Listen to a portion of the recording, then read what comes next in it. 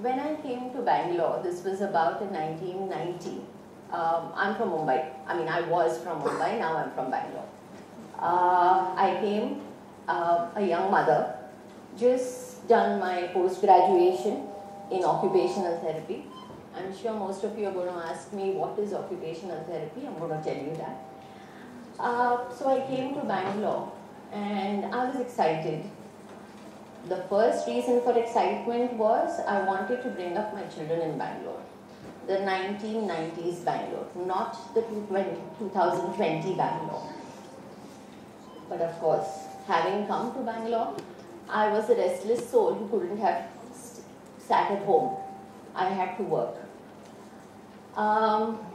So I spent the next 2 months going around trying to check out what is out there for me. Imagine my disappointment. I did not know the language. I did not know the culture of the city, and I did not know the geography of the city. Here I was. You can imagine a person coming from Mumbai, how they must be, right? I mean, they're generally extroverted, exuberant. That is the picture we have in mind. I was exactly like that. Okay, I was like, let's go, let's conquer the world kind of a thing. And then I come over here and, well, the culture gave me a lot of shocks. I realized I had to learn the language. By the way, I have done that in my 30 years. I have learned the language. My friends still laugh at me when I speak, but that's a different matter because I understand the Kannada I speak. It's up to others if they can't figure out what I am speaking. Yeah, so for 2 months I went around. I tried to figure out what I could get, how could I work. And then the major disappointment. People did not know what occupational therapy was. Nothing seems to have changed. 30 years on, people still don't know what occupational therapy is. So, when a patient is undergoing a medical treatment for a minor issue or a major issue, either during that period or once there is a residual disability of any sorts, that's when rehabilitation specialists like occupational therapists come in the picture. We are here to ensure that the people who have undergone whatever suffering they have undergone can lead the best possible life, maximum potential, most independent life as is possible. Now this is a very, very American theory, right? Over here, even if you have a heart attack, there's somebody feeding you. There's no need because after a heart attack, your hands still work. But then the whole concept is, oh, no, you rest. So who was going to give me a job, right? I searched. I had a wonderful mother-in-law who told me I couldn't work. So you go out there, I take care of your children. And I was not going to miss that opportunity, right? The only job I could get was at a place which I had tried to keep away in my education years, all through my college days. That was rehabilitation of children with disabilities. I was not interested in that. I was interested in rehabilitation of the hand. So, some very micro-focused rehabilitation. Only if you injure your hands, I was there to help you. Well, nobody knew that there was rehabilitation, so forget rehabilitation of the hand. I took that opportunity because it got me working. I decided to go to this place. Now the reason why I didn't like childhood disability and rehabilitation was because children cried. You make them exercise, they cry. Not their fault, right? So, but of course, at that time, you can imagine, I was just 25. And I think wisdom, they say, comes at 40. As you realize, for me, it missed that mark and it went beyond that. So, I was 4 years late in my wisdom. At 25, I did not know what I was going to do. I didn't want these children to cry. So, I had to put my heart and soul into it. Never mind, let me go out there, let me start learning. I started working over there. It took me about 5 years to, for me to feel that I have learned what was there to learn in pediatric rehabilitation, in childhood disability rehabilitation. Again, being the restless me, I had to start looking for new avenues. I couldn't have sat in that place, right? Well, I didn't. I moved. The next 15 years saw me moving to different places, corporate world, corporate hospitals, private clinics. I worked in cardiac rehabilitation. Now, why am I mentioning cardiac rehabilitation? Because youngsters, much younger people nowadays are getting cardiac conditions, diseases. And the sad part is, nobody is out there to tell you when can you do what. Imagine a person in 30s gets a heart attack. Do you know that there is, of course, that means that the heart is weakened, which means that anything that excites the heart should not be done, which brings us to a taboo topic called sex. So, if a person has a heart attack, when do they have sex? How long before they wait for that? Now, these are the things that occupational therapists work on. And this is what I started doing. I started working on something called splinting. So if you've got a fracture and you need to use your hand, how do you use your hand? There's some appliances that are given, which enable you to start working your hand much earlier than what was conventionally known at that time. So that was my journey. That took me about 15 years. Now, that is the adventurous me. One of the things with me, again, people in my team will tell you that, you know, she just won't listen, is she will say yes first and then figure out what to do, right? But knowledge, my core knowledge in occupational therapy and medical rehabilitation is strong. So I believe that I'm ready to face whatever adversities that come. But I am the types who will never say no. Why am I mentioning this? Because they keep talking about doors and windows of opportunities opening. But nobody tells you when to jump, right? You have to figure it out yourself. Do you have the confidence? Are you listening to your heart? What does it tell you? It's scary. Trust me, it is scary. But you know that you can do it, right? If you try hard enough. So 15 years, that went by.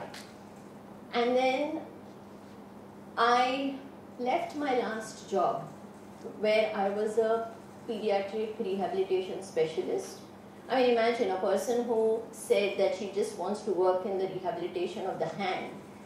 My last job was director of pediatric services.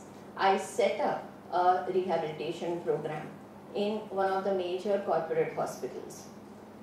So like I said, the journey was immense. I was always open to learning. I left the job. I'm in between work. For the first time in my life, after 20 years, I am doing a tiny bit, I can't even call it quarter-time work. I was with sports rehab. I had in between done my NLP. I had done, NLP is neuro-linguistic programming. I had done K-taping, that is kinesio-taping. I'm just throwing words to impress you. So, I mean, imagine, you know, those 20 years saw me doing a lot of work. And yet, I have a story to tell you actually. During that first job of mine, remember I said I did not know the language and I used to go using BTS buses, etc.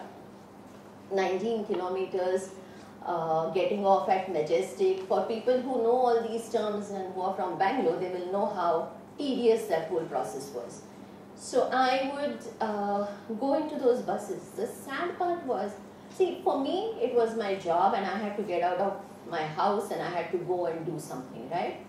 But the sad part was that during those journeys, I met with a lot of parents. Parents carrying their children, some of them 10 years old, 15 years old. Because at that time, in 1995, the only place that offered interventions for children with disabilities was that one place that I worked at. So, Nobody had a choice. They would all have to travel all the way over there. It was at that time that I thought, why is it that people have to travel across? That shouldn't happen. There should be multiples of these services available, right? So I'm going to do that sometime in life, is what I had thought. The second thought that I had was that why do parents need to run from place to place, getting therapies for their children at different places? Why can't everything be given in under one roof? I mean, it would save time, it would save effort, the children would be more energetic. Imagine what we could achieve. There was no place where parents found relief.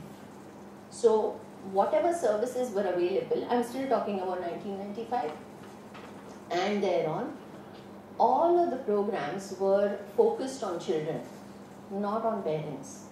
So, they were the forgotten, unpaid caregivers. It's their fate, they have to take care of these children. Sorry boss, that's about it, right? And it's at that time in one of my journeys when I had said, oh, I'm going to do this. Now, I seem to have forgotten that for 20 years when I was working.